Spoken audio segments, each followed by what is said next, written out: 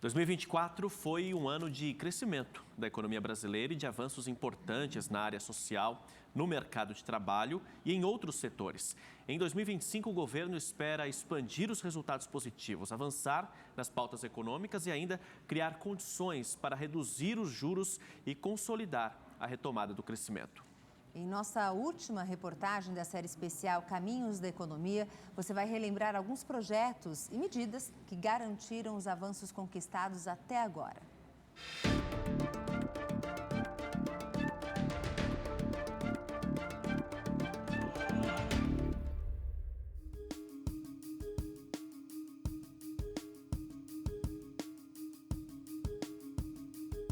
Quarto maior crescimento entre as economias do G20, redução da miséria, queda na taxa de desemprego.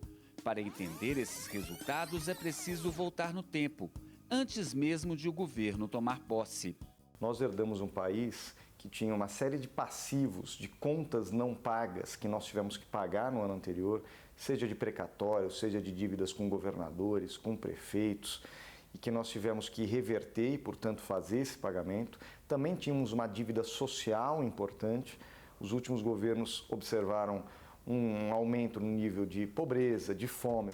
Para equilibrar a necessidade de recursos na área social e o impacto na economia, foi preciso se antecipar. A chamada PEC da transição abre um crédito extra de 145 bilhões de reais no orçamento. Diante do desastre orçamentário que recebemos, apresentamos ao Congresso Nacional proposta que nos permitiu apoiar a imensa camada da população que necessita do Estado para simplesmente sobreviver. Quero agradecer à Câmara e ao Senado pela sensibilidade frente às urgências do povo brasileiro. Resolvida a emergência, o governo começou a colocar em prática as propostas para a área econômica. Entre elas, a retomada da política de ganho real para o salário mínimo e a correção da tabela do imposto de renda. Por outro lado, cortou gastos e eliminou subsídios que reduziam a receita. Em 2024, para os especialistas, o destaque foi o crescimento econômico maior que o esperado.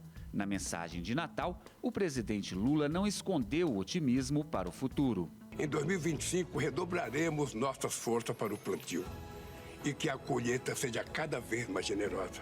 Essa referência do presidente Lula ao plantio ajuda a explicar alguns resultados da economia.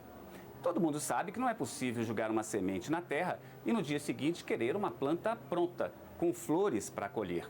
É preciso esperar um tempo. Agora, imagine que cada semente desta seja um projeto apresentado e defendido pelo governo lá atrás, durante o início do mandato. Medidas como o arcabouço fiscal ou a reforma tributária, ou então, quem sabe, a retomada do PAC. Estas sementes já viraram plantas. Algumas ainda vão demorar um pouco para dar frutos. Outras já estão prontas para colher. É o caso do PAC. O novo Programa de Aceleração do Crescimento tem 9 eixos que abrangem áreas como transporte, educação e saúde. A previsão de investimentos é de 1 trilhão e 700 bilhões de reais. São recursos públicos e da iniciativa privada. O mercado de trabalho vai ser beneficiado com milhões de empregos diretos e indiretos. 4 milhões de postos de trabalho gerados e articulados com essas obras. Essa é a nossa expectativa. Necessariamente não estamos falando de novos empregos, mas estamos falando de empregos vinculados a essas obras e ações do PAC. Os investimentos em obras e programas sociais não descartam o compromisso com o equilíbrio das contas públicas. O arcabouço fiscal, aprovado logo no primeiro ano de governo, limita o crescimento das despesas e estabelece metas e resultados para garantir superávit fiscal e permitir a adoção de medidas de emergência se houver algum problema com a economia. Você faz um colchão na fase boa para poder usá-lo na fase ruim e não deixar que o Estado se desorganize, sobretudo quando está envolvido o direito do cidadão àqueles serviços constitucionalmente estabelecidos.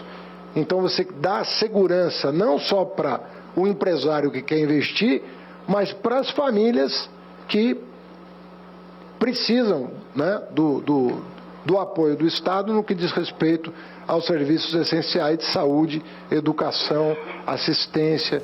Segurança também é o que se busca com a reforma tributária. A proposta já aprovada pelo Congresso simplifica a cobrança de impostos para combater a sonegação e dar mais transparência.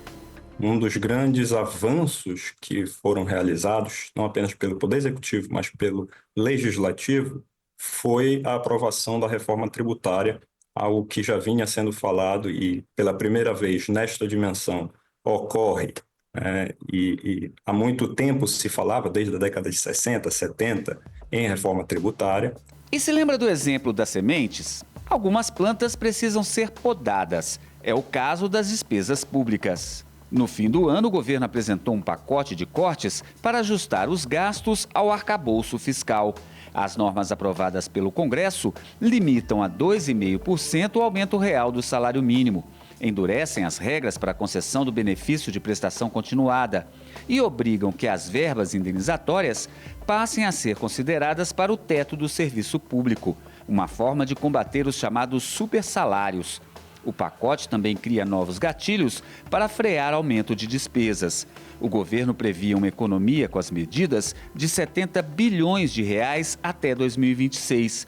Mas por causa de mudanças feitas pelo Congresso, a estimativa caiu para algo em torno de 44 bilhões. Para os próximos anos, ainda são esperadas medidas como a reforma da renda e novos cortes de gastos. A principal meta é criar condições para baixar os juros e impulsionar de vez a economia.